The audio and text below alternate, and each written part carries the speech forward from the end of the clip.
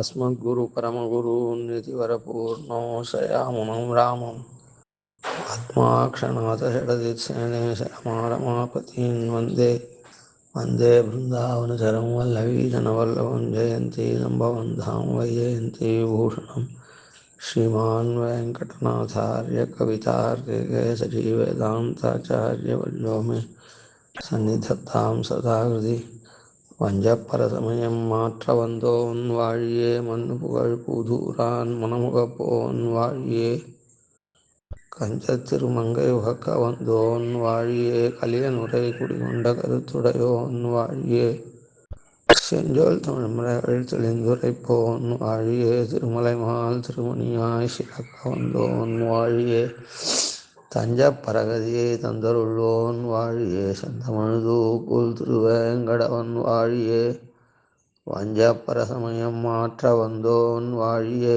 மண்ணு புகழ் புதூரான் மணமுகப்போன் வாழியே. இந்த 2 வாழ் திருநாமத்துக்கும் இந்த சொன்ன பெருமைகள் இருக்கு. இந்த 2 வாழ் திருநாமத்தில் சொன்ன பெருமைக்கும் எவ்வளவோ நாம் தேசிகனுடைய கிரந்தத்தை அனுபவிக்கலாம். அதில் ஒரு திவலை போல பரமத பங்கத்தில் சாதிச்சாரு.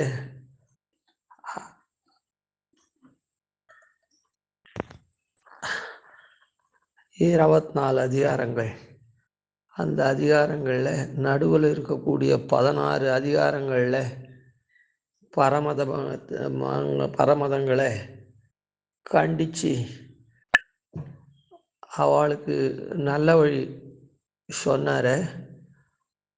அது மூலமாக வஞ்சப்பரசமயம் மாற்ற வந்தோன் அப்படின்ற பெருமையை அது கூட அந்த கிரந்தம் பூரா இல்லை, ஆத்தியந்த பாசுரங்கள்னால அனுபவித்தோம்.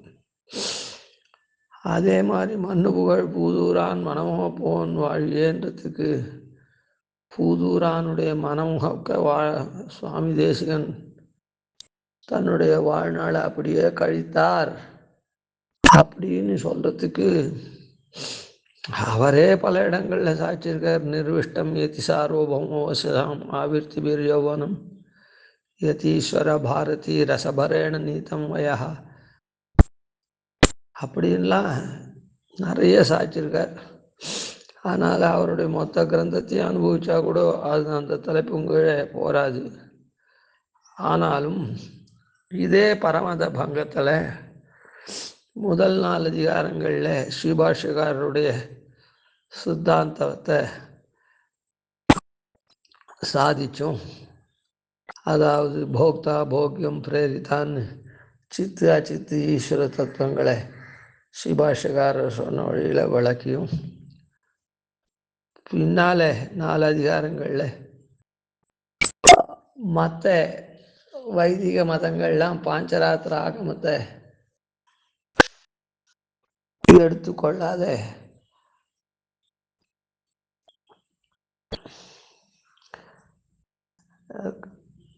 கபிலாதி மதங்கள்லாம் தள்ளினாலும் அது அந்த வழியிலேயே பாஞ்சராத்திர ஆகமத்தையும் வைதிக மதமாக இருக்கக்கூடிய அத்வைத மதங்கள்லாம் தள்ளினாலும் ஸ்ரீபாஷ்யக்காரர் அந்த பாஞ்சராத்திரத்தை உபாதேயம் அப்படின்னு சூத்திரக்காரரும் சொல்லியிருக்கார். பாஞ்சராத்திராகவும் பகவானால் பண்ணப்பட்டது முழுக்க அது பகவதாராதனத்தை சொல்கிறது, அவனை அடையிற வழியை சொல்கிறது. அதனால் உபாதேயம்னு ஸ்ரீபாஷ்யக்காரர் திருவுள்ள அடியே அவருடைய வழியிலேயே சுவாமி தேசிகன் பகவத் சாஸ்திர விரோத பங்காதிகாரம்னும், அதுக்கப்புறம் மற்றவா சொன்ன உபாயங்கள்லாம் பிரயோஜனம் இல்லை, அதே போல மற்றவா சொன்ன பலன்களும் பிரயோஜனம் இல்லை அப்படின்னு அதெல்லாம் பங்கம் பண்ணி நிகமனாதிகாரம்னு இந்த 4-8 ஸ்ரீபாஷ்யக்காரருடைய மதத்தை மனமுகக்க சாதித்த அந்த அதிகாரங்கள்லையும் ஆத்தியந்த பாசுரத்தை அனுபவிச்சுட்டு வரும். அதில் இப்போ கடைசி 2 அதிகாரங்கள். அதில் பரோக்த பிரயோஜன பங்காதிகாரம்னு ஒன்று, நிகமனாதிகாரம்னு ஒன்று. இதில் ஆத்தியந்த பாசுரங்களை அனுபவித்து மண்ணு புகழ் பூதூரான் மனமோ போன் வாழியே அப்படின்றத அந்த அனுபவத்தை ஒரு விதமாக தலை கட்டுவோம். பண்டமறைக்கு பகையன நின்ன பரமதங்கள் கொண்டவர் கொள்ளும் பயனொன்னிலதென்னும் கூர்மதியால் வண்துவரை கரசானனம் மாயனை வானுலகில் கண்டு களிப்பதென்னும் காதல் ஒன்றை கருதுவோமே. ஸ்வரோக்த பிரயோஜன பங்காதிகாரத்தில் முதல் பாசுரத்தில் என்ன சொல்றார் அப்படின்னா, மற்ற மதத்திலெல்லாம் கூறக்கூடிய பலனுடைய ஸ்வரூபம் தன்மை இருக்க அதை கண்டிக்கிற. மற்ற மதங்கள்லாம் எப்படிப்பட்டது, அதில் சொல்லக்கூடிய இதெல்லாம் அந்த உள்ளுக்குள்ளே இருக்கக்கூடிய அதிகாரத்தில் மணிப்புறவாள நடையில் எழுதியிருக்கிறது நிறைய சாதிச்சிருக்கார். நாம் ஆத்தியந்த பாசுரத்தை தான் அனுபவிக்கிற ரீதியில் இந்த பாசுரத்தில் சொன்னபடிக்கு எந்தெந்த மதம் என்னென்ன பலன் சொல்கிறது அப்படின்லாம் கண்டிக்கலைன்னா அந்தந்த மதத்தில் அதெல்லாம் கண்டிக்க தேவை, அதெல்லாம் சொல்லியிருக்கார். இதுலேயும் உள்ளுக்குள்ளே சொல்லியிருக்கார்.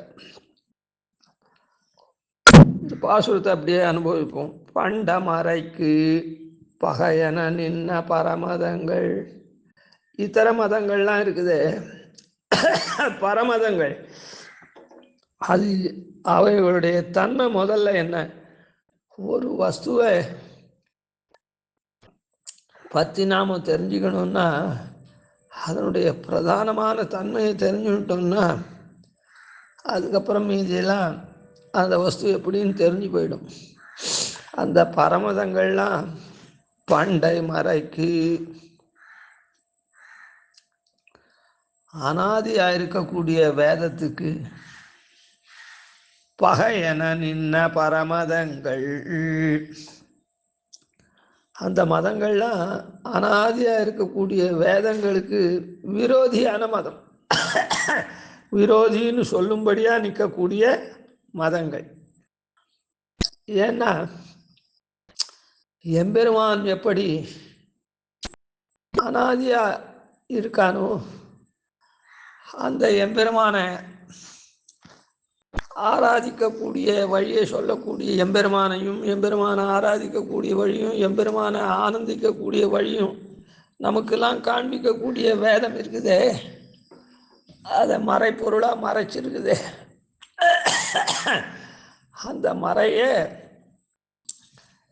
என்ன ஒத்தரால் பண்ணப்பட்டதுன்னா அது உண்டாச்சுன்னு சொன்னால் அதுக்கு முன்னே இருக்கிறது என்னாச்சு, அதுக்கு முன்னே இருக்கிற காலங்கள்ல அப்படின்னு வரும்.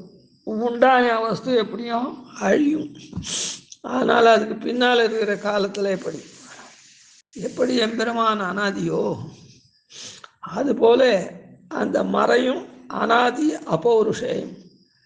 அதனால் அந்த எம்பெருமான் எப்படி சாஸ்வதமாக என்றைக்கும் சனாதனம், கிருஷ்ணம் தர்மம் சனாதனம்னு என்றைக்கும் அழிவில்லாத எம்பெருமான் இருக்கானோ அவனுடைய ஆராதனத்தை சொல்லக்கூடிய அவனை காட்டக்கூடிய அந்த மறையும் சனாதன தர்மமா அப்படியே இருந்துட்டு இருக்கு. அதனால எந்த புருஷனால பண்ணப்பட்டாக்கா அந்த புருஷகிருத்த தோஷங்கள்லாம் வரும், அதெல்லாம் இல்லாததானே எப்பவும் இருக்கக்கூடியதான அந்த மதத்தை அவள்லாம் என்ன பண்றா, பூர்ணமா தெரிஞ்சுக்கவும் இல்லை. அதை பௌருஷேயம்னு சில பேர் சொல்றா.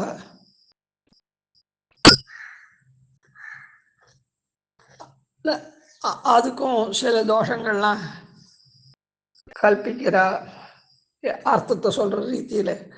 அதனால அவள்லாம் அந்த அனாதியான வேதத்துக்கு விரோதி அப்படின்னு சொல்லும்படியா அவள்லாம் இருக்கா. அப்படி அந்த பிற மதங்களை பரமதங்கள் கொண்டவர் கொள்ளும். அந்த பிற மதங்களே தங்களுக்கு வாழ்வாதாரமா, அதாவது அதை மதங்களாக கொண்ட கை கொண்டவர்கள் இருக்காளே, கொண்டவர், அந்த பரமதங்களை தங்களுக்கு வாழ்க்கைக்கு நல்வழி காட்டக்கூடிய மதம் அப்படின்னு நினச்சிட்டு கை கொள்றாளே, அந்த கொண்டவர் கொள்ளும் அந்த மதங்கள்னால அவள் அடையக்கூடிய, கொள்ளும்னா பெறக்கூடிய, அடையப்படுகின்ற பயன் ஒன்று இலது எனும். அதனால் ஒரு பயனுமே கிடையாது. காரணம், பிரதானமான வேதத்துக்கு பகை போல, விரோதி போல இருக்கா. அதனால் வேத மார்க்கத்துக்கு புறம்பா அவள் வழி காமிக்கிறா. அவள் சொல்கிறதெல்லாம் வேத மார்க்கத்துக்கு புறம்பு. அப்போது அந்த வழி நேரிய வழி இல்லை. அந்த நேரிய வழி இல்லாத போது அதில் போய் எதனா நல்ல பலன் பெற முடியுமா? பெற முடியாது. அதனால் அந்த மதத்தை பற்றி இருக்கிறவாள்லாம் பெறக்கூடிய, கொள்ளக்கூடிய பயன் என்னது அப்படின்னா, ஒன்றிலது என்னும், பலன் ஒன்றுமில்லை அப்படின்னு அறிந்து சொல்லும்படியா, ஒன்று இலது எனும். அந்த மதம் என்ன, ஏதோ சில அம்சங்கள் அவள் நன்னா சொல்கிறா போல இருந்தால் கூட, ஒரு காரியத்தை முழுஷா நன்னா பண்ணாதானே. ஏதோ ஒரு இடத்துல நன்னா பண்ணிவிட்டா சரியாக போயிடுமா? மீதி இடமெல்லாம் சரியாக பண்ணலைன்னா அந்த காரியம் பூர்ணமாக பலவத்தாக இருக்காது. அதனால் பயன் ஒன்றில், அதனால் அந்த மதங்கள்லாம் வேதத்துக்கு நேர் வழிக்கு புறம்பாக இருக்கிறதுனால அதுலேருந்து பலன் ஒன்றும் பெற முடியாது. அதில் சொல்லக்கூடியது ஒன்றும் இல்லை அப்படின்னு அறிந்து கூறும்படியான பயனொல் நிலதென்னும் கூர்மதியால், அப்படி கூறியதான மதி, கூர்மையான மதி, சூக்ஷ்மமான புத்தி, அந்த புத்தியோட கூட எப்படி நாம் இது பண்ணணும்? மற்ற மதங்களில் எந்த விதமான இதுவும் இல்லை, பயனும் கிடையாது அப்படின்றத அது மூலமாக தர முடியாதுன்றத நல்லா சூக்ஷ்மமாக புரிஞ்சுக்கணும். மேலெழுந்த வாரியாக புரிஞ்சுட்டா கூட அதில் என்ன தோஷம் வருமோ அப்படின்னு சொன்னால், சரி கடைசியில் தானே பலன் வரப்போகிறது இல்லை, மீதி போதெல்லாம் அது நன்னா இருக்குதோ இல்லை அப்படின்னு மற்ற போதெல்லாம் காலத்தை வீணடிக்கும், நேர் வழியில் போகாது. சில போது என்ன பண்ணணும்னா, சரி மொத்தம் உபயோகம் இல்லைன்னா கூட பாதி உபயோகம் இருக்கோ இல்லை, அது வரையில் நாம் கை கொள்ளுவோம் அப்படின்னு இந்த லோக வாழ்க்கையில் சிலதெல்லாம் எடுத்துப்போம். இப்போ வச்சுமே, குற்றம் பார்க்கில் சுற்றம் இல்லை. எல்லாரும் ஒரே பரமைகாந்திகளாகவே இருப்பாளா? இல்லை, அந்த மாதிரி இருந்தால் தான் இதுவாக இருக்கணும். அதனால் யார் யார் எப்படி இருக்காளோ, என்னென்ன அனுஷ்டான ஆச்சாரங்கள் இருக்காளோ அவளை அப்படியே அரவணைச்சுண்டு போகணும். எல்லாரும் இப்படி இருக்கணும் அப்படி இருக்கணும்னு எதிர்பார்த்தா அந்த மாதிரி எல்லாரும் ஒரே மாதிரி இருக்க முடியாது. இல்லை, நாம் நினைக்கிறது மாத்திரம்தான் சரியான மார்க்கம், மற்றதெல்லாம் ஒன்றுமே கிடையாது. நாம் தான் 100க்கு 100 சரியாக பண்ணுறோம், மற்றவெல்லாம் பண்ணலையா. அதனால் குற்றம் பார்க்கில் சுற்றம் இல்லை அப்படின்னு என்ன பண்ணணும் நாமும் அவாவால் என்ன நல்லது இருக்குதோ அந்த நல்லதை எடுத்துட்டு, அல்லது என்ன இருக்குதோ அதெல்லாம் நாம் உபேட்சை பண்ணிட்டு அவளோட நாம் கூடி கழிக்கணும். அப்படி இருக்குதோ இல்லை? நஸ்மரத்யபகாராணாம் சதமபி ஆத்மவத்தையா கிருத்தே நைகேன துஷ்யதி அப்படின்னு நூற்றுக்கணக்கான அபராதங்கள் யாருன்னா பண்ணா கூட ராமன் என்ன பண்ணுவான், அதெல்லாம் தள்ளிடுவான். ஆனால் ஒரு உபகாரம் பண்ணியிருந்தாள்னா அதை அப்படியே கொண்டாடுவான். அந்த மாதிரி தான் நாம் இருக்கணும்னு சொல்கிறதோ இல்லை சாஸ்திரம். அதனால் என்ன, நமக்கு எவ்வளவுதான் இது பண்ணாலும் மாறுதலாக நடந்தாலும் அதெல்லாம் மறந்து விடணும். சரி ஏதோ பண்ணிட்டா அப்படின்னு.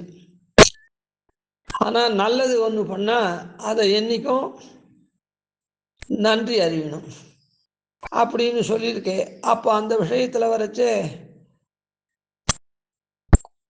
கொஞ்சம் எடுத்துக்கணும் தானே சொல்லி, கொஞ்சமாக இருந்தாலும் அந்த நல்லதை எடுத்துட்டு அல்லாதது நிறைய இருந்தாலும் அதை தள்ளிட்டு அவளோட நாம அரவணைச்சுட்டு போகணும்னு இருக்கோல்லோ. அதை போல இந்த மதங்கள்லையும் நாம சில கொள்கையெல்லாம் அவளது நல்லா இருக்குது, அதை எடுத்துட்டு நடந்தா போகிறது அப்படின்னு. அங்கே அதுக்கும் ஒரே வாசி சுலபமாக சொல்லிடுறேன். அங்கே சரீர தர்மங்கள் மேலோங்கி இருக்கக்கூடிய விஷயம். சரீர தர்மங்கள் மேலோங்கி இருக்கச்சே அதில் சரீர பிரயுக்தமாக எல்லாருக்கும் எல்லா குறையும் உண்டு, குறை இல்லாதவாளே கிடையாது. அதனால் நாமும் குறையாளுந்தான், மற்றவாளும் குறையாளுந்தான். அதனால் அந்த இடத்துல அப்படி எடுத்துக்கணும். இது ஆத்ம பிரயுக்த தர்மம், ஆத்மோஜீவன பிரயுக்தமான தர்மம். இந்த மற்ற மதங்கள்லாம் காமிக்கக்கூடிய விஷயத்தை ஒன்றும் பிரயோஜனம் இல்லைன்னு தள்ளுறதா, இல்லை கொஞ்சம் கொஞ்சம் நன்னா இருக்குதே அப்படின்னு. இது ஆத்மோஜீவன பிரயுக்தமான தர்மமானதுனால, ஆத்ம தர்மத்தை சொல்கிறதுனால இதில் அந்த மாதிரி இருக்கக்கூடாது. ஆத்மா நித்திய சுத்தமாக இருக்குது. அது பாபத்தினால கலுஷித்தமாக சரீரத்தை எடுத்துருக்கிறதுனால அந்த சரீரம் இதுவாக இருக்கே தவிர, பாபகிருத்தமான சரீரமாக இருக்கே தவிர தோஷகிருத்தம், அது தன் மூலமாக தோஷமான சரீரமாக இருக்கே தவிர ஆத்மா என்றைக்கும் சுத்தமானது. இந்த சரீரத்தில் வர்த்திக்கச்சே கூட, இந்த மாதிரி பாபகிருத்தமான இந்த சரீரத்தில் வர்த்திக்கச்சே கூட ஆத்மா நிர்தோஷமானது. இந்த சரீரத்தினால தான் ஆத்மாவுக்கு ஸ்வபாவகிருத்தமான தோஷங்கள்லாம் வருதே தவிர ஸ்வரூபகிருத்தமான தோஷம் ஆத்மாவுக்கு கிடையாது. ஆத்மஸ்வரூபம் என்றைக்கும் நிர்தோஷமாக இருக்குது. அதனால் ஆத்மகிருத்தமான தர்மத்தை பற்றி நாம் தெரிஞ்சுக்கிறச்சே, அதனால் அந்த மதங்களில் சில அம்சங்கள் நன்னா இருக்குது அப்படின்னு அந்த மதங்களை நாம் போய் தழுவி நிற்கக்கூடாது. அதனால தான் இந்த இடத்துல கூர்மதியால் அப்படின்னு சொல்கிறேன். அந்த சூக்ஷ்மமான புத்தி ஓணும், கூர்மையான புத்தி ஓணும். எங்கேயோ சரீரகிருத்தமான தர்மத்தை சொல்லச்சே நஸ்மரத்ய அபகாராணாம் சதமபி ஆத்மவத்தையா, அதெல்லாம் நினச்சே பார்க்கக்கூடாது. கிருத்தே நைக்கேன துஷ்யதி, ஏதோ ஒரு உபகாரம் பண்ணால் கூட அதனால சந்தோஷமாக இருக்கணும் அப்படின்னு சொல்கிறது சரீரகிருத்தமான தர்மம். இது ஆத்ம நிர்தோஷமாக இருக்கக்கூடிய ஆத்மகிருத்தமான தர்மம். அதனால் இந்த இடத்துல அந்த மதங்களுடைய ஒரு ஈஷத்து, ஒரு பாகம் கூட எடுத்துக்கூடாது. அவ சொல்லக்கூடிய நல்லது இருக்குது, ஏதோ சிலது தானே நல்லது இல்லை அப்படின்னு சொல்லக்கூடாது. அதனால் பரமதங்கள் கொண்டவர் கொள்ளும் பயனொன்றிலதென்னும் கூர்மதியால் அதெல்லாம் ஒரு பலனும் கிடையாது அப்படின்ற சூக்ஷ்ம புத்தியோடு என்ன பண்ணணும்? வன்துவரை கரசான நம்மாயனை. அதனால் அந்த மதங்களில் சொல்கிற எல்லாத்தையும் தள்ளிட்டு சூக்ஷ்ம புத்தியோடு அந்த மதம் பக்கமே போகாமல் வன்துவரை உஜ்வலமா, வண்ணுனா உஜ்வலமானது, பிரகாசிக்கக்கூடியது, உதாரமானது அப்படின்னு அர்த்தம். வன்துவரை அப்படி அழகியதாக இருக்கக்கூடிய, உஜ்வலமாக இருக்கக்கூடிய, உதாரமாக இருக்கக்கூடிய வன் துவரைக்கு, துவராபதி இருக்குதே அந்த துவாரகா நகரத்துக்கு அரசான அந்த யார் நாயகனாக இருக்கக்கூடிய நம்மாயனை. நம்மாயனை அப்படின்னு சொன்னால் அது மாயன்னா ஆச்சரிய சேஷ்டிதன். அந்த ஆச்சரியமான சேஷ்டைகளை பண்ணக்கூடிய அந்த எம்பெருமான் இருக்கானே, மாயனாக இருக்கக்கூடிய நம்ம சேர்ந்தவன் கண்ணன், நம் சுவாமியாக இருக்கக்கூடிய அவனை அப்படின்னு அர்த்தம். வண்ணுனா உதாரமாக இருக்கிறது, உஜ்வலமாக இருக்கிறது. அப்படின்னா அயோத்தியா, மதுரா, மாயா, காசி, காஞ்சி, ஹியவந்திகா, புரி, துவாரவதி சைவ சப்தை முக்திதாயகான்னு முக்தியை கொடுக்கக்கூடிய நகரம், முக்தி தரும் நகர் அப்படின்னு சொன்னாரோ இல்லை. முக்தி தரும் நகர் 7 முக்கியமாக கட்சி, அதில் 7 அதுலேயும் முக்கியமாக இருக்கிறது கட்சியினர். அதனால் 7 நகரங்கள் மோட்சத்தை கொடுக்கக்கூடியதான நகரங்கள். அயோத்தியா, மதுரா, மாயா, காசி, காஞ்சி, ஹியவந்திகா, புரி, துவாரவதி அப்படின்னு சொல்லப்பட்டிருக்கு. அந்த மாதிரி பிரசித்தமாக, உஜ்வலமாக, பிரகாசமாக இருக்கக்கூடியது, மோட்சத்தை கொடுக்கக்கூடியது, மோட்ச மார்க்கத்தில் அழைச்சி செல்லக்கூடியதான வன் துவரைக்கு அரசான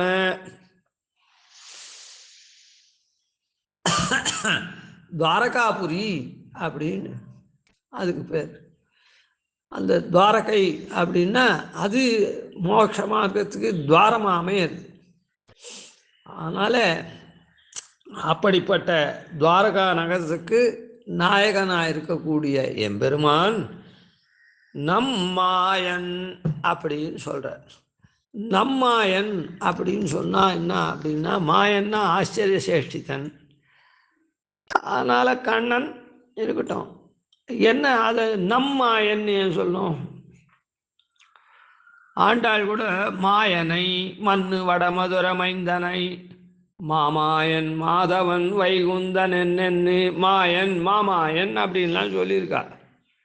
இந்த இடத்துல சுவாமி தேசிகன் நம்மாயன்னு சொல்கிறார். மாயன்னு சொன்னால் ஆச்சரிய சேஷ்டிதன், மாமாயன்னு சொன்னால் பெரிய பெரிய ஆச்சரிய சேஷ்டிதன். சரி, இங்கே நம்மாயன் ஆச்சரிய சேஷ்டத்துக்கும் நமக்கும் என்ன சம்பந்தம்? நாம் நம்மாயன்னு ஏன் கொண்டாடணும் அப்படின்னா, அதாவது இப்போ நாம் ஸ்ரீபாஷ்யக்காரருடைய ஸ்ரீசூக்தியினால் தெளிஞ்சு இதர மத கொள்கையெல்லாம் விட்டு சாஸ்திரம் சொன்ன வழியில் சித்து அச்சித்து போக்தா போக்கியம் பிரேரித்தான்னு சித்த சித்து ஈஸ்வர தத்துவங்களை தெரிஞ்சுண்டு உபாயம் அவனுடைய திருவடியே தான் உபாயம் அப்படின்னு சரணடையத்துக்கு வந்துட்டு இப்போ ஏத்த தேகாவசானத்தில் மோட்சத்தை எதிர்பார்த்துட்டு இருக்கக்கூடிய பிரபன்னனாக இருக்கும் சாத்தக பட்சியை போல.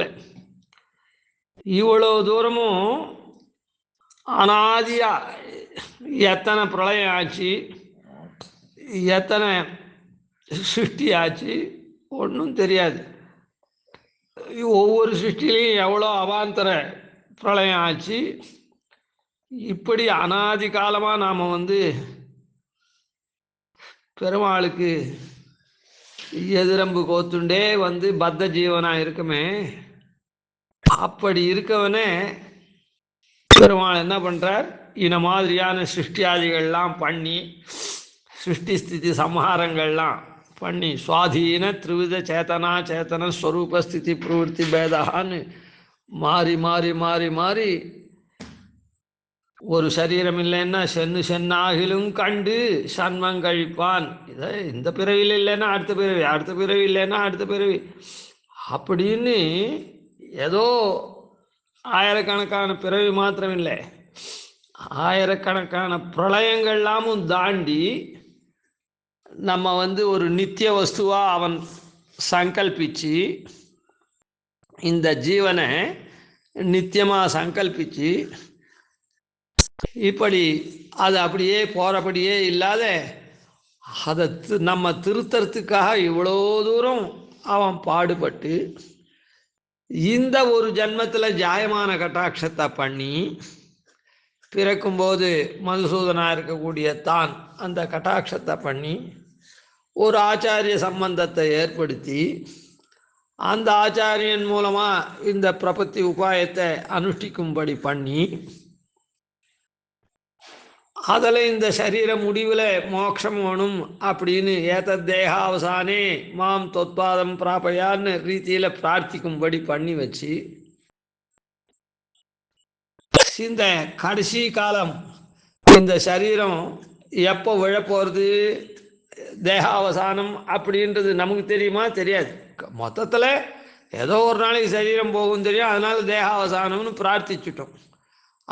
இந்த சரீரம் எந்த பிராரப்த கர்மத்து மூலமாக உண்டாச்சுதோ அது அந்த நாள் வரையில் இருந்து இது பிராணனை விட போகிறது தான், வெளியில் போகிறது, இந்த சரீரத்தை விட போகிறது இந்த ஜீவன். அது வரையில் அவன் காத்திருந்து அதுக்குள்ளே நாம் பண்ணக்கூடியதான புண்ணிய பாப்பங்கள் எல்லாம் புண்ணியத்தினால சொர்க்கமோ பாப்பத்தினால நரகமோ போகக்கூடிய அந்த மாதிரி பெரிய புண்ணிய பாப்பங்கள்லாம் பண்ணால் கூட, ஆனால் நாம் கேட்டுட்ட போது தரக்கூடியதான மகாத்மியத்தோடைய பிரபத்தியை அனுஷ்டிச்சதுனால அதை அவன் அங்கீகாரம் பண்ணியிருக்கிறதுனால அந்த நாளை அவன்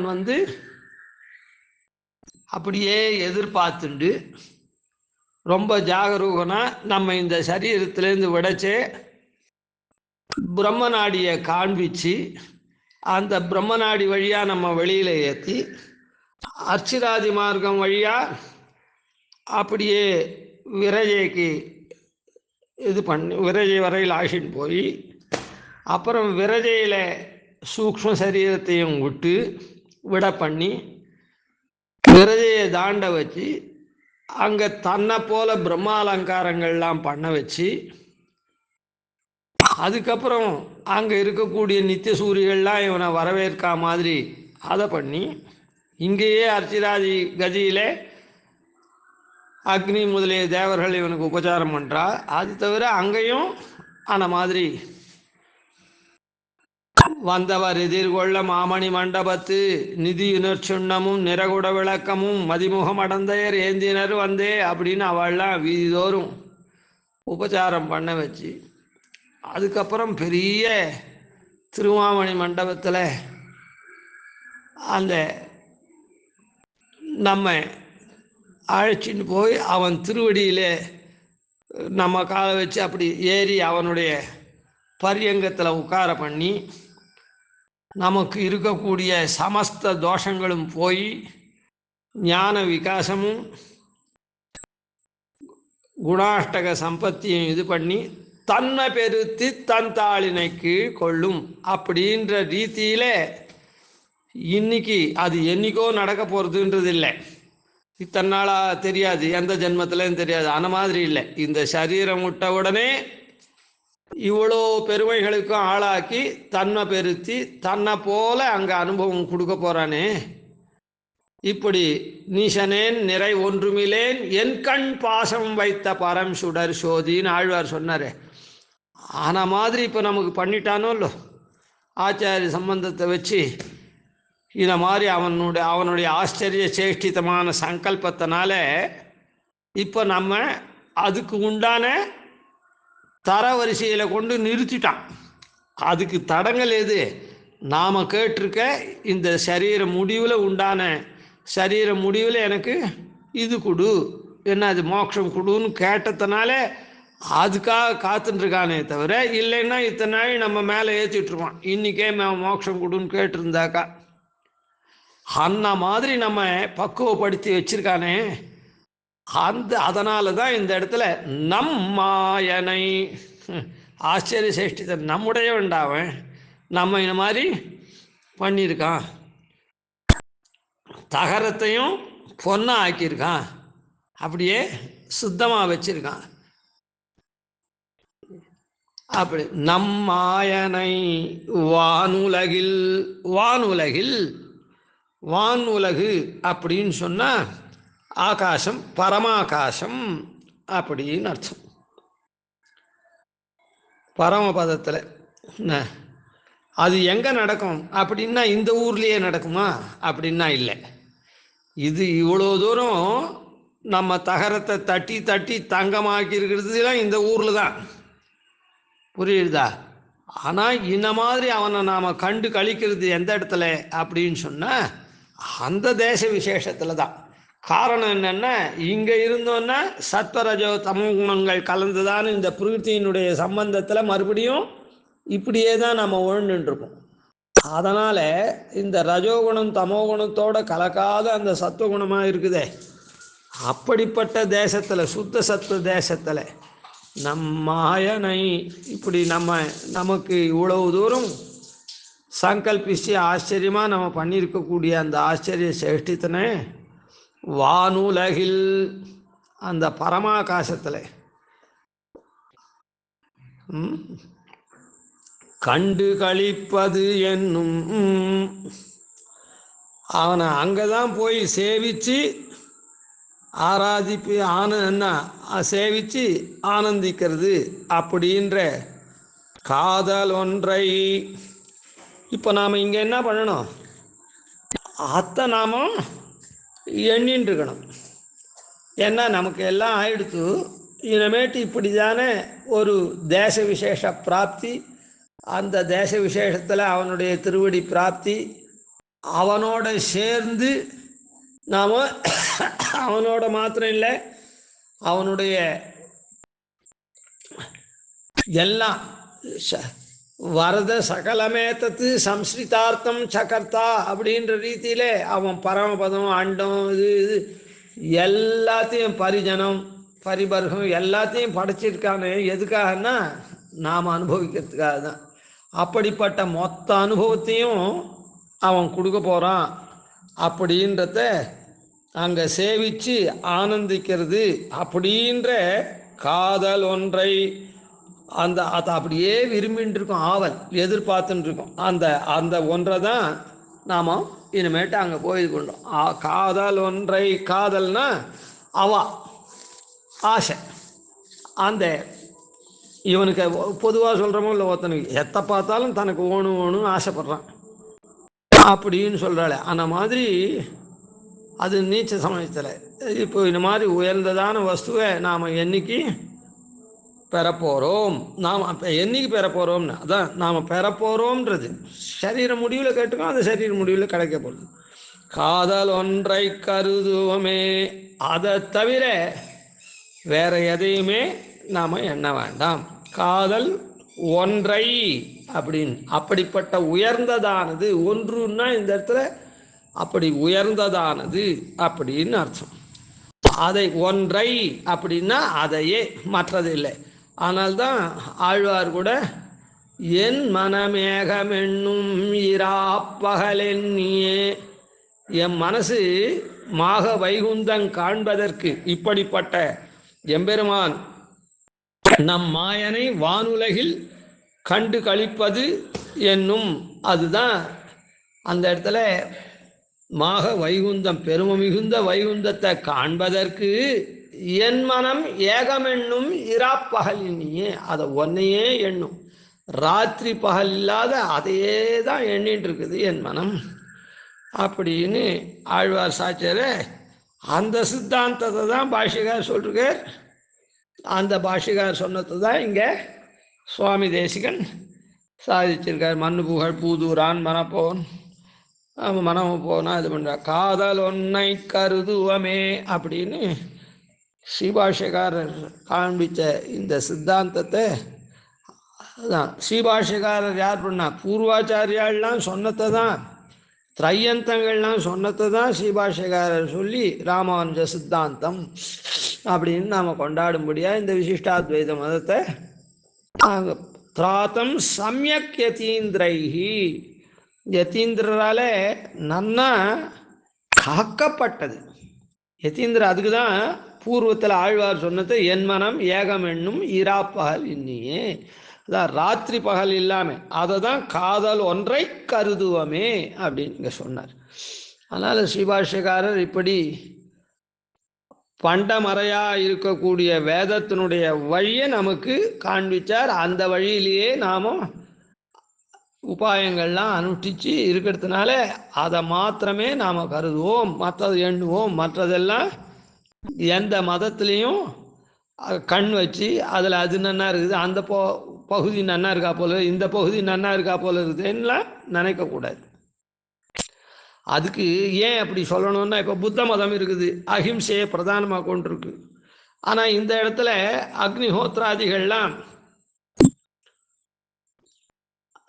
அப்புறம் சோமயாகம் அது இதெல்லாம் சொல்லியிருக்குது. பெருமாளை அடையக்கூடிய அது பேர்னா பக்தி யோகத்துக்கு அங்கமாக சொல்லியிருக்குது. அதெல்லாம் பண்ணுறதுன்னா பசுபந்தம், பசுபந்தம்னா பசுன்றது ஆடு. இந்த இடத்துல ஆட்டெல்லாம் பந்தனம் பண்ணி வெட்டி இந்த மாதிரி பண்ணணும்னு இருக்குது. இது நன்னா இல்லையே, அதுதான் நன்னா இருக்குது புத்த மதம் அப்படின்லாம் நினைக்கக்கூடாது. எல்லாம் சாஸ்திரம் என்ன சொல்லியிருக்குதோ அதுபடி பிரவருத்தி, சாஸ்திரம் சொல்லிருக்கு என்னவோ நிவர்த்தி. இப்போ அதை பற்றியெல்லாம் விசாரம் வேண்டாம். அந்த மதத்தில் புத்த மதத்தில் இந்த மாதிரி நன்னா சொல்லியிருக்குது, அஹிம்சையே பிரதானம்னு சொல்லிருக்கு. நம்ம மதத்தில் அஹிம்சை எப்படியா இருந்தாலும் ஹிம்சை தானே சுவாமி அப்படின்ற விசாரம் உனக்கு வேண்டாம். இது அஹிம்சையா ஹிம்சையா அஹிம்சையான்ற சாஸ்திர இது அஹிம்சை தான், இதுவும் ஹிம்சை இல்லை. ஆனால் இதெல்லாம் வேண்டாம் உனக்கு. இந்த மாதிரிலாம் நீங்கள் கலங்கிட்டு இருக்க வேண்டாம். பயன் ஒன்று இலதென்னும் கூர்மதியால், அதுக்கு தான் சொன்னேன். உனக்கு எதையும் ஆராய தெரியாது, ஒரு விஷயமும் தெரியாது. அதனால் அந்த ஆச்சாரியால் சொன்ன படிக்கு இதுதான் அப்படி உயர்ந்தது அப்படின்னு இந்த மதத்துக்கு வந்துடும். அதெல்லாம் வேதத்துக்கு புறம்பானது, அதனால் அதெல்லாம் தப்பு அப்படின்றத மாத்திரம் தெரிஞ்சுட்டு சூக்ஷ்ம புத்தியோட அதை கொஞ்சமும் ஆராய வேண்டாம். நீ பண்ணுறது சரணாகதி, அந்த சரணாகதி மோட்சம். பக்தி யோகத்துக்கு எப்படின்னு சொல்லியிருக்குது, அதுக்கு என்னன்னு சொல்லியிருக்குது. அதெல்லாம் அதான். அதே மற்ற மதங்கள்லாம் இந்த மாதிரிலாம் சொல்கிறதுனால தான் அது பண்ட மறைக்கு பகையன நின்ன பரம் விரோதியான மதம் அப்படின்னு சொல்லிருக்கு. அதனால் போகாத வழிக்கு தான் போக முடியும்.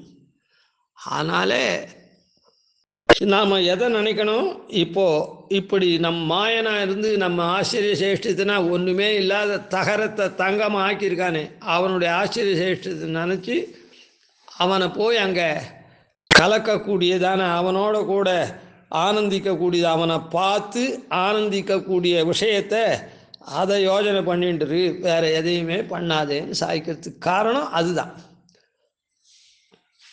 அதனால் இதர மதத்தில் துளி கூட கண் வைக்கவே கூடாது. அது கொஞ்சம் நன்னா இருக்கா போல இருக்குது நம்ம மதத்தை காட்டில். என்ன தான் இருந்தாலும் அந்த மதம் நன்னா தான் சொல்லிருக்குது, நம்மத்தை காட்டில் அது ரொம்ப அது அந்த விஷயத்தில் அது சரிதான் அப்படின்னு சொல்கிற காஸ்மாபாலிட்டன் ஜாப்லாம் ஒன்றும் பிரயோஜனமே கிடையாது. கால்னாக்கு நமக்கு ஒன்றும் தெரியாது, 1000க்கு அடி தெரியாது, 100க்கு நுனி தெரியாது, ஏதோ சொல்லுவா. ஆன மாதிரி ஒன்றும் தெரியாது இருக்குச்சே. இந்த கமெண்ட்லாம் நமக்கு வேண்டாம், நாம பேசாத ஒதுங்கி இத்த மாத்திரம் ஆச்சாரியன் நமக்கு பரநியாசம் பண்ணும்படியாக பண்ணி நம்ம பெருமாள் வச்சிருக்கிறதுனால அவனை போய் நாம் இந்த மாதிரி நாம் அடைய போகிறோம், ஆனந்திக்க போகிறோம். அதை மாத்திரம் எண்ணிண்டு சுகமாக இருப்போம் அப்படின்னு இந்த முதல் பாசுரத்தில் சொன்னார். கவிதார்க்கிக சிம்ஹாய கல்யாண குணசாலினி ஸ்ரீமதே வெங்கடேஷாய வேதாந்த குரவே நமஹ. ஆதிவன்ஷடகோபாதீனிதிவர்யான் பஜே நிஷம் ஸ்ரீரங்கபூர்வஷடிதித்யதீசான பதாஸ்ரயம் ஸ்ரீவத்சவம் சதிலகம் வந்தே ஸ்ரீகிருஷ்ணதேசிகம்.